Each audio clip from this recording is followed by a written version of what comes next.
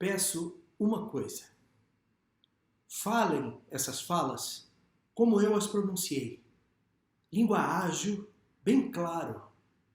Se é para berrar as palavras como fazem tantos dos nossos atores, eu chamo o pregoeiro público para dizer minhas frases.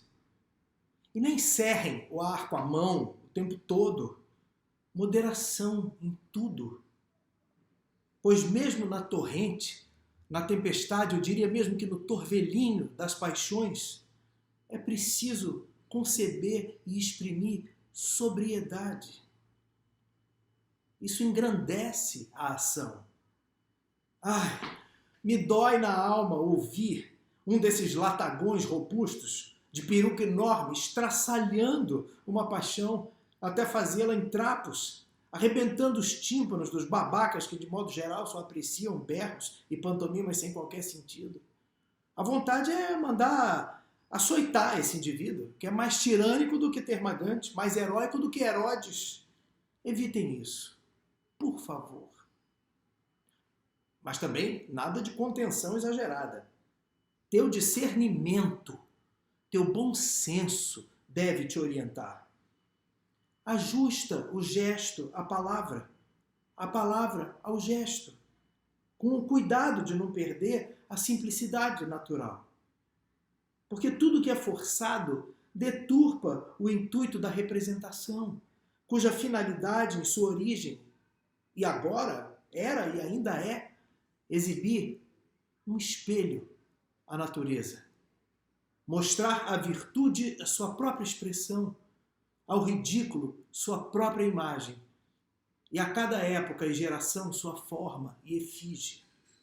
Ora, se isso é exagerado, por mais que faça rir aos ignorantes, só pode causar tédio aos mais exigentes, cuja opinião deve pesar mais no teu conceito do que uma plateia inteira de patetas. Eu tenho visto atores elogiados até, que para não usar termos profanos, eu diria que não tem nem voz, nem jeito de cristãos, ou de pagãos, ou mesmo de homens. Berram, gaguejam de tal forma que eu fico pensando se eles não foram feitos, e mal feitos, por algum aprendiz da natureza. Tão abominável é a maneira com que imitam a humanidade. Hamlet, Shakespeare. Muito obrigado por você ter acessado esse link, por você ter tido interesse em me ouvir e a gente poder conversar um pouco. Gostaria também de agradecer demais à Secretaria de Estado de Cultura e Economia Criativa pela oportunidade de poder estar trabalhando. Queria dizer que acho uma pena que a gente não possa estar juntos, que nós possamos estar presencialmente trabalhando juntos, enfim, e podendo trocar, podendo se ouvir também, podendo ouvir vocês, enfim.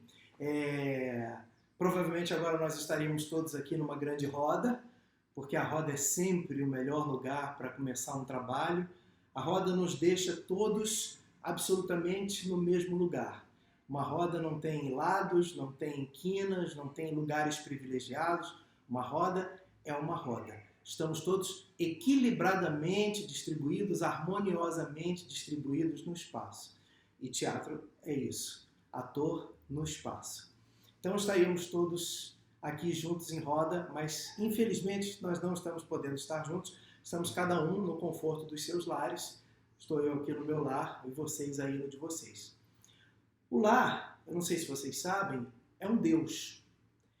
E é o Deus que cuida da casa, né? E o símbolo dele, a representação dele é o fogo. Então, por isso que muitas vezes a gente acende a lareira em homenagem ao Deus Fogo e para aquecer e para acolher, nos acolher no conforto das nossas residências. Então, estaremos aquecidos pelo Deus Lar, nos nossos lares e em comunhão também para falar um pouquinho do nosso ofício, do nosso trabalho. Eu estou chamando esse nosso encontro de oficina, embora a gente não vá poder desenvolver um trabalho, digamos, prático, né, de exercícios e de coisas que a gente pudesse ir experimentando e falando ao mesmo tempo. Mas eu gosto desse nome oficina porque é um nome que que remete a um lugar onde você constrói alguma coisa, onde você conserta, onde você repara alguma coisa, né? E eu acho legal que a gente possa estar se observando, né? Para, enfim, rever conceitos, rever coisas e poder, né, ajustar o nosso material de trabalho, ajustar o nosso ofício, e eu espero poder, de alguma maneira, contribuir para isso. Meu nome é Cláudio Mendes, eu sou ator e também há algum tempo eu sou diretor e também escrevi algumas coisas e há algum tempo também eu já me produzo. Eu produzo os meus próprios espetáculos. Eu tenho 35 anos de profissão e nesses 35 anos eu já fiz mais de 70 espetáculos de teatro nessas funções que disse a vocês. E, enfim, meus mestres, os grandes caras com quem eu trabalhei são Aderbal Freire Filho, Amir Haddad, esses são os caras que me orientaram na minha profissão. Foram 2 grandes encontros na minha vida e encontros muito importantes na minha vida. Uma coisa que eu queria dizer é que uma das minhas motivações para ter pensado nessa oficina é que durante esse tempo todo em casa, você veja, um ator como eu que trabalhou 70 espetáculos em 35 anos, praticamente a vida toda, porque 2 espetáculos por ano, 3 meses para ensaiar, 3 de temporada, praticamente eu fiz isso a minha vida toda. De repente eu estou aqui condenado a esta reclusão, né, nesta quarentena, e pensando sobre o sentido do meu trabalho, sobre o sentido desse ofício, sobre o sentido dessa nossa escolha num mundo como o mundo que a gente está vendo, como a gente construiu ele até aqui. E isso me foi importante, pensar sobre a história, né, a trajetória desse ofício ao longo da história da humanidade, para poder também um pouco pensar por onde, por que caminhos a gente também desenvolveu um pensamento a respeito desse trabalho. Então, quando eu penso no sentido de ser artista, no sentido de ser ator, o primeiro desejo que me vem, a primeira vontade que me vem é de entender o que é este conceito de artista, este conceito de ator, que, tal como a gente conhece, é um conceito muito recente. É um conceito que tem 300 anos. É um conceito que se desenvolveu a partir de uma determinada forma de sociedade, a partir de uma sociedade que já estava em desenvolvimento crescente, em busca de riquezas, em busca de ascensão e de crescimento, portanto, uma sociedade de início de capitalismo e de ascensão burguesa e tudo mais. Esse é o ator que nós conhecemos a partir desse conceito, que é um ator que é um artista, um reprodutor de textos, um intérprete, né? Uma pessoa que sabe lidar com a interpretação e de criar personagens e tal. Mas a nossa profissão tem mais de 3.000 anos. E eu acho que a gente trabalhar com um conceito de 300 anos atrás, a gente reduz muito a compreensão do que é o sentido real desse nosso ofício, pelo menos o que eu penso que seja a motivação que deve ter um jovem estudante como você, que escolheu acessar esse link para ouvir falar um pouquinho sobre teatro. Então, se a gente voltar lá no início da nossa história, naquele que é considerado o primeiro ator, Tespes, nós vamos entender a importância dele para aquela sociedade, para a sociedade grega. O Tespes, ele participava das festas do Ditirambo, ele era um integrante do coro dos ditirambos, que eram as festas dionisíacas, as festas que aconteciam na época do vinho, da colheita da uva e da feitura do vinho. E o Tespes fazia parte desse coro. Um dia, o Tespes resolveu colocar uma máscara de Dionísio, subir em cima da carroça e dizer: "Eu sou Dionísio". Quando o Tespes fez isso, ele rompeu com aquela realidade, ele rompeu com aquela estrutura obrigou o coro todo a se reposicionar, criou uma revolução, digamos assim, no acontecimento teatral da Grécia.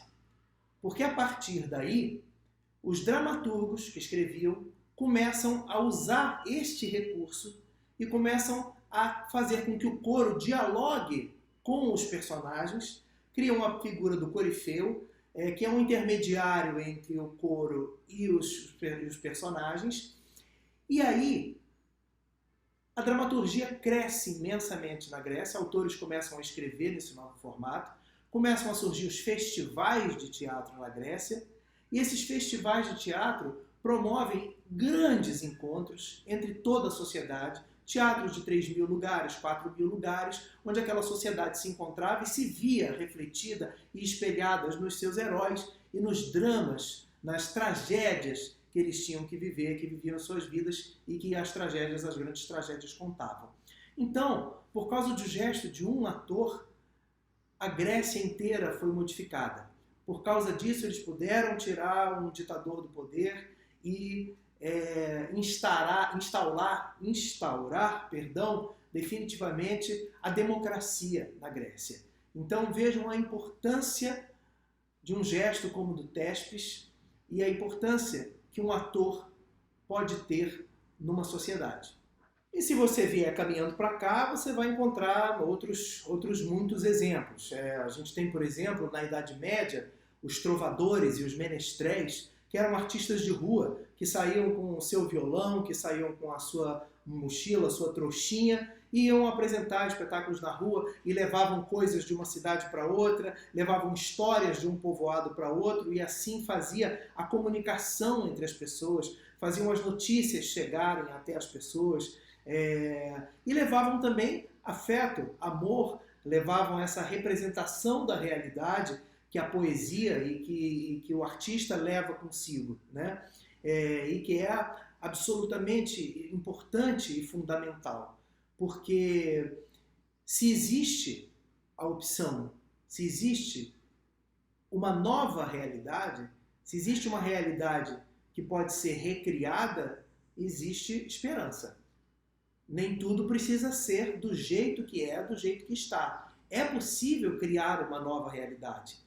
E isto, quem diz, quem determina, quem pode ajudar a construir isso é o ator, que é a representação maior desta possibilidade. Claro que toda a arte, todos os artistas, à sua maneira, desenvolvem esse trabalho. Os músicos utilizando seus instrumentos, utilizando a partitura, os artistas plásticos a tela e as pinturas e as técnicas todas de escultura e artistas plásticos, enfim. Mas nós, atores, lidamos de ser humano para ser humano. Então, nós somos muito importantes, porque é um ser humano assistindo outro ser humano, refazendo, recriando a realidade. E isso é de uma esperança muito grande. O Amir, esse grande mestre com quem eu trabalhei, ele tem uma frase que eu adoro, que ele diz: enquanto houver um ator vivo, haverá esperança. Porque esse ator, ele é a prova de que é possível recriar a realidade, reinventar a realidade e não se contentar apenas com a realidade que nos é imposta. Dito isso, eu acho que a gente poderia começar a pensar que caminhos a gente poderia trilhar para se alcançar uma qualidade de artista como esses artistas que foram importantes para as sociedades nos seus momentos, cada um nos seus momentos. E eu acho sempre que o caminho mais legal de se chegar nisso é primeiro escolhendo aquilo que eu quero dizer. Como eu vou chegar às pessoas, como eu vou chegar à minha comunidade, à minha gente, ao meu povo, à minha sociedade. Eu acho que é escolhendo aquilo que eu quero dizer. E eu acho que nesse sentido a gente tem um material muito precioso, um material muito legal, muito bacana a ser explorado. Eu acho que a tragédia e a comédia brasileira, não a comédia e a tragédia dramatúrgica apenas, mas a comédia e a tragédia da vida, da experiência, da história do povo brasileiro, é uma história muito rica e um manancial muito grande que a gente pode explorar para falar, né, para usar, para nos comunicarmos e falar a nossa sociedade. Nós temos que resgatar os nossos grandes autores, né? Uma outra coisa que eu acho importante de dizer também é que a escolha do seu texto deve sempre priorizar aqueles autores que conseguem um nível de comunicação o mais heterogêneo possível, que conseguem falar com plateias de maior estratificação social, conseguem falar com um público muito diferenciado e não para um público específico ou para um público homogêneo.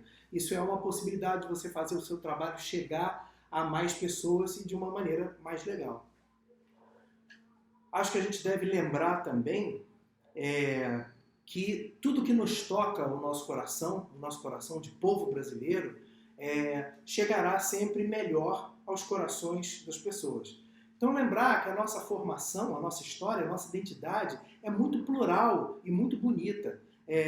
A nossa origem é uma origem ibérica, é uma origem ameríndia, é uma origem africana, é uma origem mediterrânea. Então tudo que diz respeito a esses povos se comunica mais diretamente com a nossa identidade, com a nossa formação.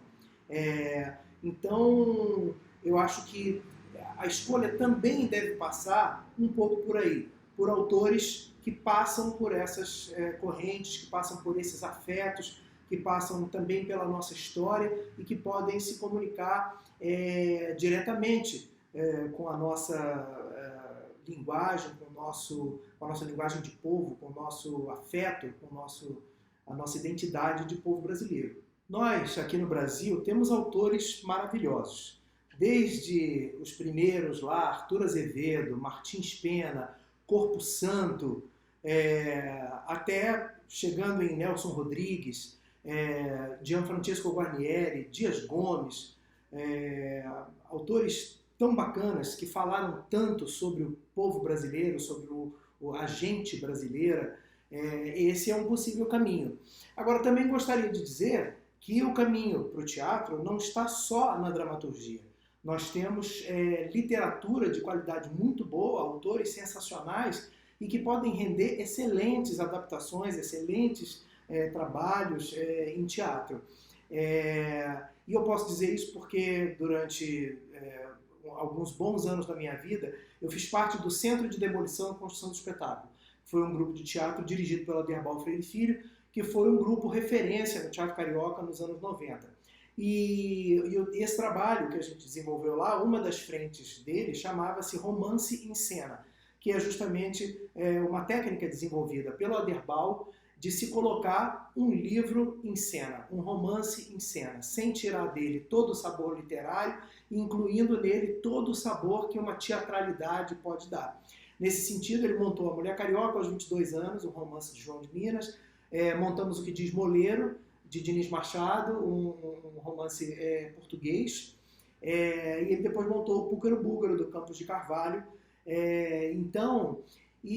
Isso para citar um exemplo que me é próximo, mas muitos espetáculos baseados em literatura, desde Grande Sertão Veredas, do Guimarães Rosa, e passando por Clarice Lispector e outras tantas adaptações que a gente viu de grandes autores, nos servem como referência para entender que a gente, além da dramaturgia, a gente também pode usar o material dramatúrgico e o que é mais encantador no teatro, além do material dramatúrgico, também qualquer outro material pode servir como manancial e como inspiração para o nosso trabalho no teatro. Depois que esse material estiver escolhido, uma coisa que eu acho que é muito importante é a maneira como você aborda aquele autor, a maneira como você vai ler aquele autor. Nós, atores, temos uma tendência a querer correr e ler o personagem. Saber se o personagem é grande, saber se o personagem tem muitas falas, saber se o personagem é bom, se o personagem é ruim, porque a gente tem a necessidade, né, de resolver a nossa questão. Mas não é, com certeza, a melhor maneira de se abordar um texto, né? A melhor maneira de se abordar um texto é se abordar o autor do texto. Claro, nós, quando estamos em cena, estamos contando, sim, o nosso personagem. Mais do que o nosso personagem, nós estamos contando também uma história, que foi a história que o autor escreveu, mas mais do que a história, nós estamos contando aquele autor. Nós estamos contando a sociedade que produziu aquele autor que produziu aquele texto. Então é absolutamente fundamental que a gente entenda a origem, a história, a sociedade que viveu aquele autor para poder entender a sua peça. No ano de 2010, eu montei A Casa de Bernarda Alba, de Federico García Lorca, um autor espanhol. Uma experiência maravilhosa, um espetáculo feito por 13 atrizes, encabeçados pela Susana Faini, que é uma atriz maravilhosa, que me deu a honra de poder dirigi-la. E eu só consegui montar Bernarda Alba tendo a compreensão maior de todo o sentido daquele conteúdo, daquele material precioso que é o texto, que são os textos do Lorca, quando eu fui entender a Granada, a sociedade, a cidade onde ele viveu, onde ele nasceu, na Espanha, daquele início de século XX. Quando eu fui entender as relações, a importância da Igreja Católica para aquela sociedade, como aquela igreja interferia diretamente na vida daquela sociedade, a questão da terra, a questão de se cuidar da terra, de como é que uma mulher com 5 mulheres como filhas poderia preservar a sua terra sendo cultivada, sem homens para trabalhar naquela terra. Enfim, tudo isso para dar toda a dimensão humana possível àquele personagem, que é, sim, uma representação de uma imposição, de uma ditadura, de um controle, mas também para dar a dimensão humana daquele personagem, de por que a Bernarda age também daquele jeito. Então, é muito importante que a gente entenda o autor e a história do autor. A sociedade que produziu aquele autor e que, claro, estava na cabeça do autor quando ele produziu aquela obra.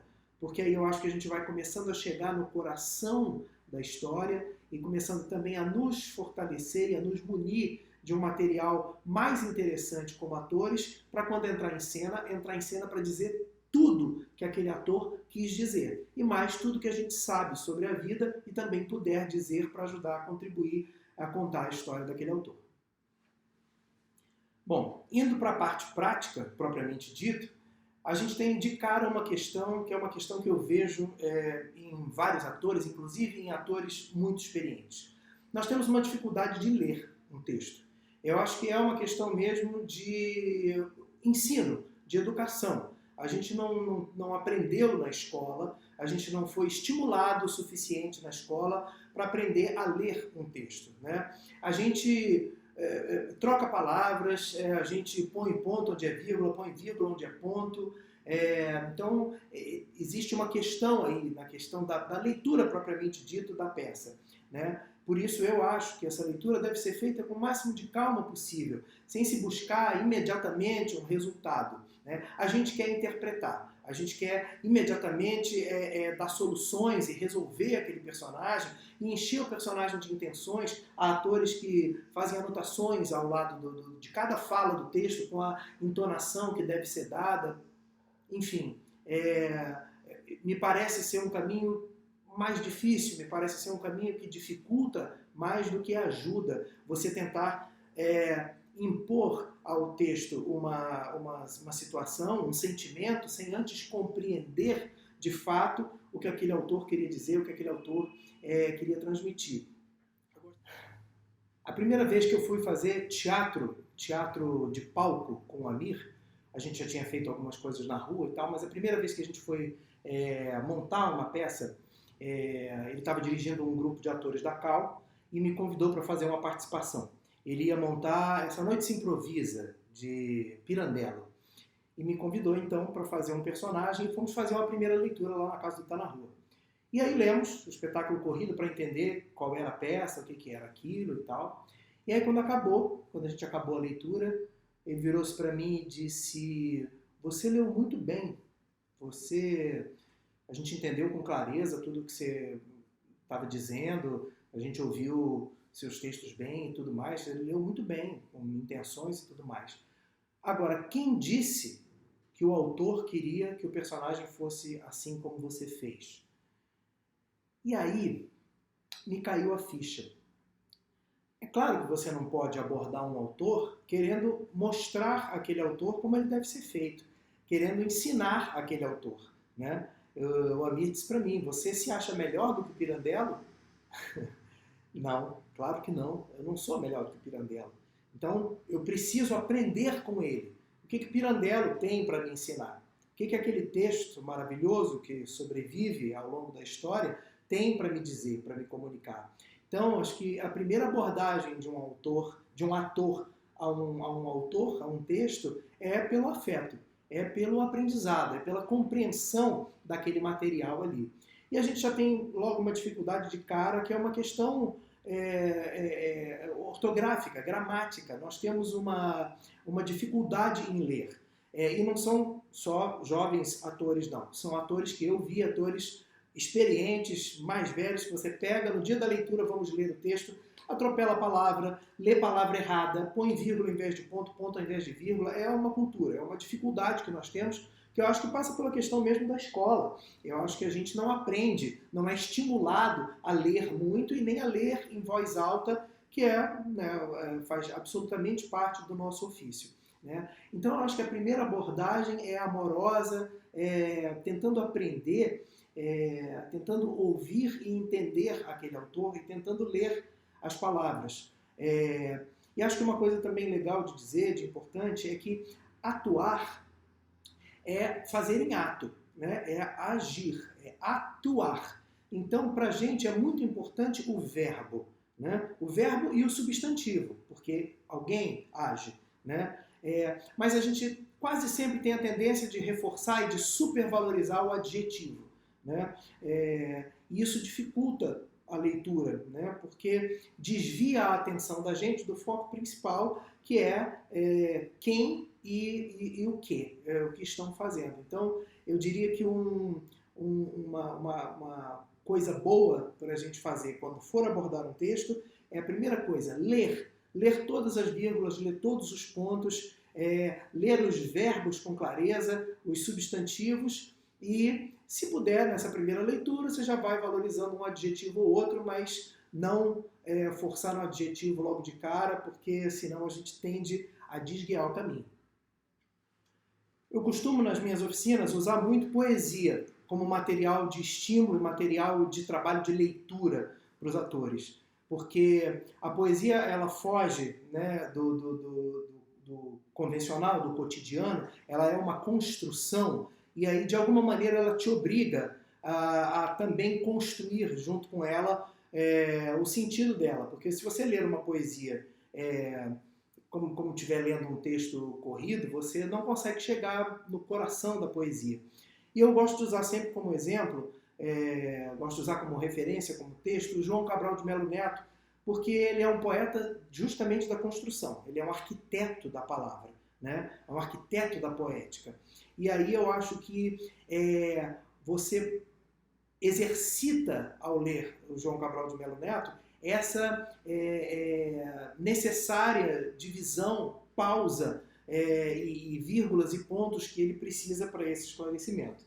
Então eu gosto muito de usar como exemplo uma poesia dele chamada Tecendo Amanhã, que é uma poesia muito bonita, que inclusive, aliás, tem a ver com o nosso ofício, com o sentido do nosso ofício. Eu vou ler primeiro de uma maneira corrida, para ver se vocês conseguem entender alguma coisa, e depois a gente vai ler com um pouquinho mais de tranquilidade, e aí, enfim, com os devidos pontos e vírgulas. Né? Eu vou ler como normalmente a gente leria uma poesia sem muita atenção.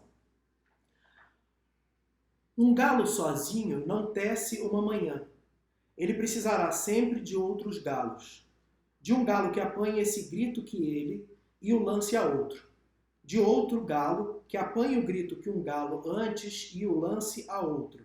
E de outros galos que com muitos outros galos se cruzem os fios de sol de seus gritos de galo, para que amanhã, desde uma teia tênue, se vá tecendo entre todos os galos. E se encorpando em tela entre todos, se erguendo tenda onde entrem todos, se entretendendo para todos no todo, amanhã que plana livre de armação. Amanhã, todo de um tecido tão aéreo que tecido se eleva por si, luz balão. Deu para entender alguma coisa? Pouca coisa, quase nada. Porque aonde ele parava o verso, eu botava ponto. Embora ele não tivesse botado ponto. Ele tenha botado uma vírgula.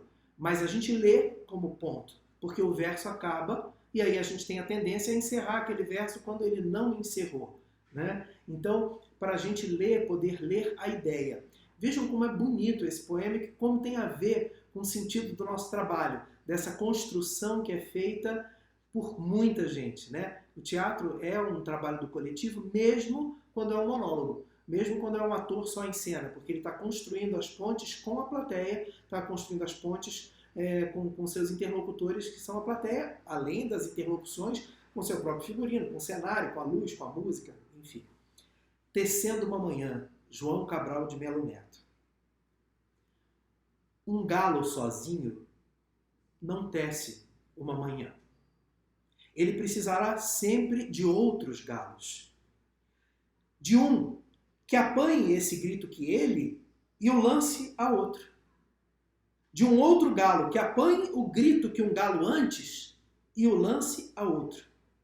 E de outros galos que com muitos outros galos se cruzem os fios de sol de seus gritos de galo, para que amanhã, desde uma teia tênue, se vá tecendo entre todos os galos. E se encorpando em tela entre todos, se erguendo tenda onde entrem todos, se entretendendo para todos no todo, amanhã que plana livre de armação. Amanhã, todo de um tecido tão aéreo que tecido se eleva por si, luz balão. E aí, em algum momento, nós vamos para a cena, propriamente dita. Vamos levantar nossos corpos, vamos colocar os nossos corpos no espaço para começar a contar essa história. Teatro, basicamente, é isso. Ator e espaço. Ator e a sua relação com a espacialidade, né?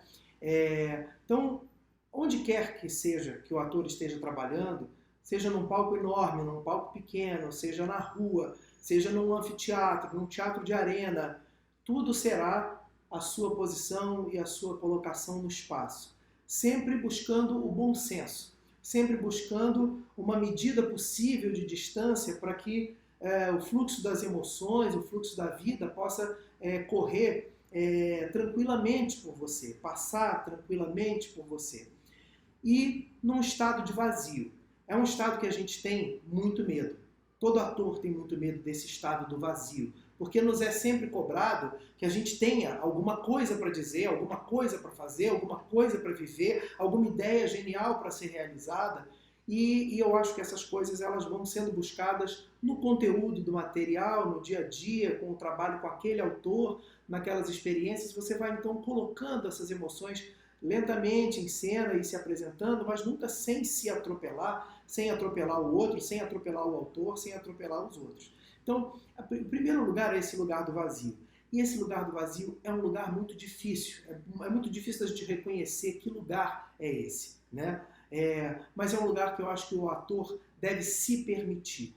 Eu gosto também de usar muito esse exemplo. Eu tive a oportunidade de fazer uma oficina com Yoshi Oida. Eu acho que é assim que pronuncia o nome dele. Ele é um ator japonês da companhia do Peter Brook. E o Yoshi fez com a gente um exercício muito legal, que é um exercício que vocês devem fazer, devem se propor quando estiverem aí em dupla, quando estiverem muitos de vocês reunidos. O exercício é o seguinte: no centro do palco, no meio do palco, uma mesa com uma garrafa e 2 copos e 2 cadeiras postas ali, né?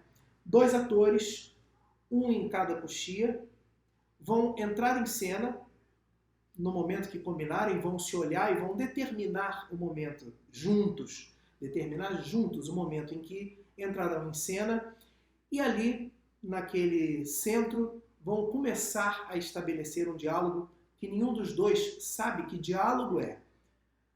Nenhum dos dois sabe que história vai contar. Portanto, você precisa ouvir. Você precisa estar atento ao outro. Mas também você não pode propor e nem impor a história que você quiser. Você tem que descobrir junto com o seu companheiro, junto com o seu parceiro, aquela história que você vai contar. E olha, nós levamos pelo menos meia hora, 40 minutos para a gente sair da primeira parte do exercício, que era entrar em cena. Porque cada dupla de atores entrava imediatamente com alguma intenção. Ou já entrava mostrando para a gente quem era aquele personagem, portanto determinando a qualidade daquele jogo, obrigando que o outro ator, seu parceiro, tivesse que entrar naquele jogo e não permitindo que aquele jogo acontecesse entre os dois. E o acontecimento tivesse entre os dois. Como quando a gente contracena que o texto não está num ator ou não está no outro ator. O texto está entre um e outro, né? O texto está fluindo entre um ator e outro. Então esse lugar é muito difícil de chegar e esse exercício era muito bacana. Porque quando a gente conseguiu que uma dupla de atores entrasse em cena absolutamente vazios e iniciassem um encontro onde eles iam determinando juntos o que iria acontecer em cena, era absolutamente mágico. Porque a gente se divertia de verdade, ou se emocionava de verdade, ou se entristecia de verdade. Tamanha era a verossimilhança que aquilo tinha, que aquilo produzia na gente, de emoção e de sentimento. Então, eu gosto sempre de falar desse exercício, porque eu acho que ele exemplifica muito bem esse lugar do vazio, que é o lugar que a gente tem muito medo, mas que é o melhor lugar para que a gente esteja em cena, para que a gente inicie, pelo menos, o nosso trabalho de ensaio. E também eu acho que durante a temporada, a cada vez que você entrará em cena para dizer aquele personagem, você já saberá muita coisa de tudo que você ensaiou, de todas as apresentações que você já viveu com o público sobre aquilo, mas cada uma será diferente. Cada uma será uma nova apresentação. Portanto, é bom que você esvazie para ir enchendo novamente o seu pote e dali sair cheio e escolher o que foram as coisas que foram bacanas, que foram aprendizados, que te interessaram, onde você se repetiu, onde você não avançou e onde você pode avançar. Quero também dizer que esse lugar do vazio não é necessariamente um lugar de não faço nada. Você, ao contrário, deve entrar em cena sempre com tudo que você sabe sobre aquela peça e com tudo que você carrega de conhecimento sobre a vida, todas as experiências que você viveu, tudo que de alguma maneira possa contribuir para reflexões e para o crescimento e agradecimento daquele material que você está trabalhando, daquele autor, daquela peça, daquele personagem, enfim. Mas é um lugar, quando eu digo vazio, é esse lugar onde você possa, inclusive, incluir esses seus sentimentos sem impô-los, vamos dizer assim. Lá naquele texto do início do Hamlet, o Shakespeare diz que a representação deve ser um espelho da natureza. Então, eu imagino que quanto mais limpa a superfície desse espelho, quanto mais sem interferências, melhor será a reprodução que você poderá fazer dessa humanidade, deste ser humano que você está ali apresentando. Eu gosto dessa palavra apresentar, porque eu sempre acho que o nosso trabalho de atores não é um trabalho de representação. Nós fazemos um trabalho de apresentação. Nós estamos sempre ali mostrando o nosso personagem, não nos escondendo atrás dele ou não incorporando o personagem. Isso a gente deixa para outro tipo de ofício que não é o nosso. Nós estamos sempre presentes, estamos sempre ali com o nosso personagem à nossa frente, mas nós estamos ali mostrando, apresentando eles, atuando, mostrando eles em ato, mostrando eles na hora. Todo o nosso teatro acontece naquele momento, novo a cada dia e velho a cada dia, porque é um ofício de mais de 3.000 anos de idade. Outra coisa que eu acho que é legal de dizer é uma cilada que a gente muitas vezes não se dá conta e que é muito recorrente. Ator faz muito isso. E mesmo a gente que tem mais experiência também, volta e meia, se deixar, a gente cai nessa cilada. Quer entender o seguinte? Você, ator, conhece a peça, você leu a história, mas o seu personagem não. O seu personagem não sabe o que virá por aí. Ele está vivendo a cada momento aquilo, né? Aquela história. Então ele não sabe. Muitas vezes nós atores, por sabermos a história, a gente antecipa sentimentos, antecipa emoções ou dá pistas falsas para a plateia, enlouquece a plateia de por que aquilo está sendo dito daquela maneira, né? Tem um exemplo maravilhoso de uma cena em que uma família tinha recebido uma notícia muito triste da morte de alguém, e estavam todos muito emocionados e consternados com aquilo, e havia um personagem que chegava de fora da rua, que era um entregador de flores, que vinha trazer umas flores de alguém que tinha enviado umas flores para alguém daquela família. E esse entregador de flores, quando abre a porta, ele está com um buquê de flores na mão, absolutamente emocionado com uma cena que está se passando por dentro, da qual ele não sabia que tinha acontecido. O entregador de flores não sabia que alguém da família tinha morrido, mas o ator sabia. Então ele entrou em cena com tudo. Ele sabia que a cena era sobre isso, que a cena estava se tratando disso. Então ele disse, eu vou contribuir para esta cena com o melhor da minha emoção, com o máximo de emoção que eu puder dar. Mas enlouquecendo a cabeça da plateia e a dele próprio, porque, enfim, com uma informação que não interessava. Então eu acho que isso é uma questão que parece óbvia, mas eu acho que a gente, volta e meia, a gente cai nessa cilada. A gente não considera que o personagem não sabe a história que está vivendo, porque nós, atores, conhecemos, então nós trabalhamos com essa informação. Mas a gente precisa entender que o personagem não sabe a história que vem pela frente, ele está vivendo a cada momento. Uma outra coisa que eu acho que é legal também dizer, que tem a ver com espacialidade e tem a ver também com a questão da relação, da contracena de um ator com outro ator e também de um ator com a sua plateia e com a sua cenografia, o seu espaço, a sua espacialidade, é a questão da comunicação que a gente normalmente faz ela vetorial, né? A gente normalmente faz a nossa contracena aqui entre um ator e outro de uma maneira vetorial, de uma maneira reta.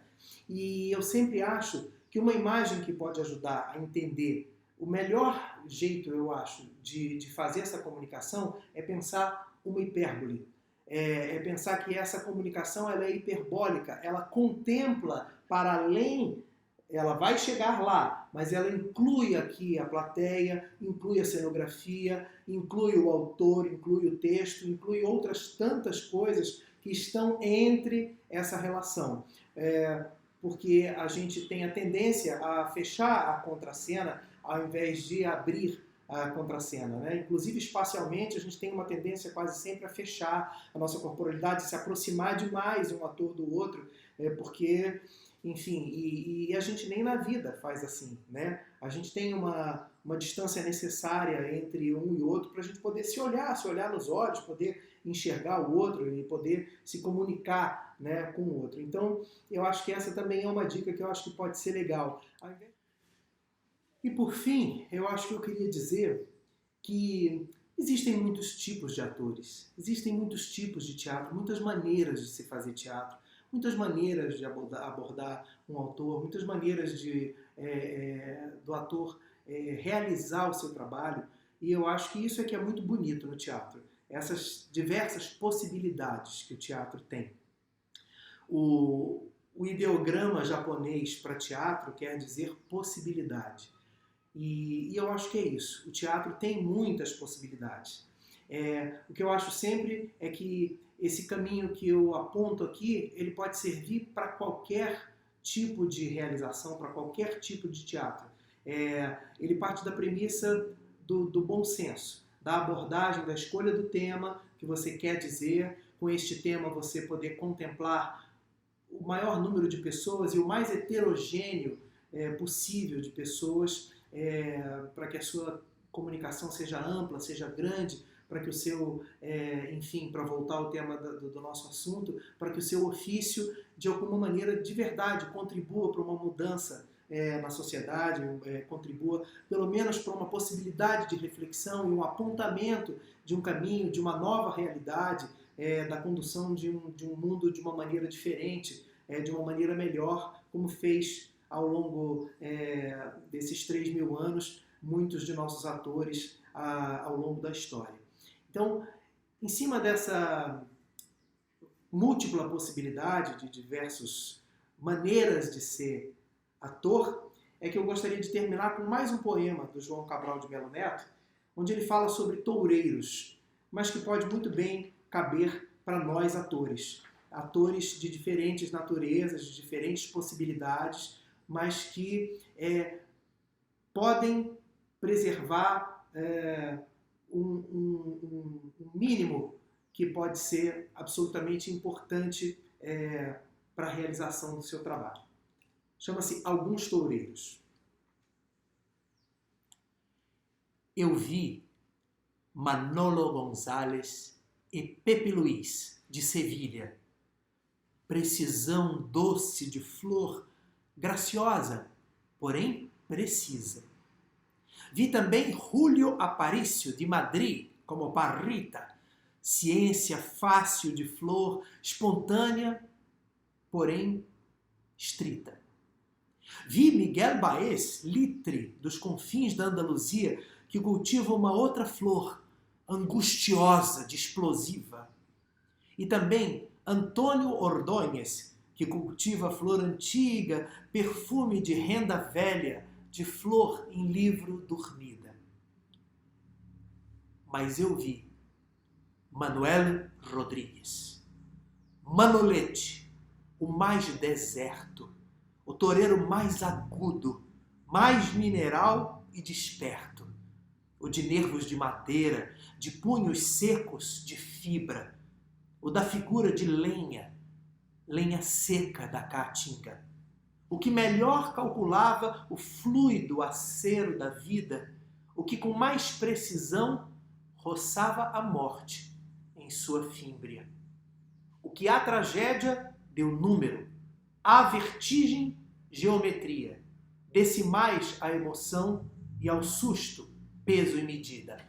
Sim, eu vi Manolete Rodrigues, o mais asceta, não só cultivar sua flor, mas demonstrar aos poetas como domar a explosão com mão serena e contida, e sem deixar que se derrame a flor que traz escondida.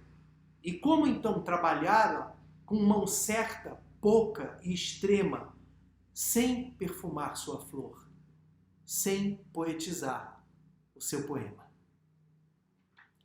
Muito obrigado por essa atenção, muito obrigado pela sua presença, muito obrigado pela oportunidade que você me deu da gente poder trocar um pouquinho desse ofício. Eu acho que todo conhecimento deve ser compartilhado. É quando o saber se torna sabor, é quando você divide. E é muito bom estar tendo a oportunidade de dividir um pouquinho desse aprendizado todo que tive com os meus mestres, com a Miradade, meu querido amigo e mestre, que me ensinou tudo que eu sei, ao meu mestre Aderbal Freire Filho, a outros grandes diretores com quem trabalhei. Muito obrigado por essa oportunidade. Mais uma vez, muito obrigado à Secretaria de Estado de Cultura e Economia Criativa pela oportunidade de estar trabalhando durante essa pandemia. Saúde para todos nós, muita luz nos nossos caminhos e que a gente possa sair daqui para exercer o nosso ofício com mais consciência, com mais possibilidades de realmente contribuir para esse mundo novo que quer se desenvolver, que quer crescer, que quer surgir desse resto que ficou dessa sociedade que definitivamente não deu certo. A gente está vendo que não deu certo, não dá para a gente segurar mais isso que está aí. E nós, atores, somos uma potência de verdade, uma potência clara, uma possibilidade real de contribuir para as pessoas, contribuir para que as pessoas possam refletir, para que entendam que é possível não se satisfazer com o que aí está, que é possível modificar o que aí está, que é possível criar uma nova realidade. E isso o nosso ofício com certeza sabe fazer. E nesse sentido, nós, atores, somos a grande força motriz desse trabalho. Portanto, poderemos ser uma grande força muito importante para a mudança desse mundo. Muito obrigado, fiquem na paz.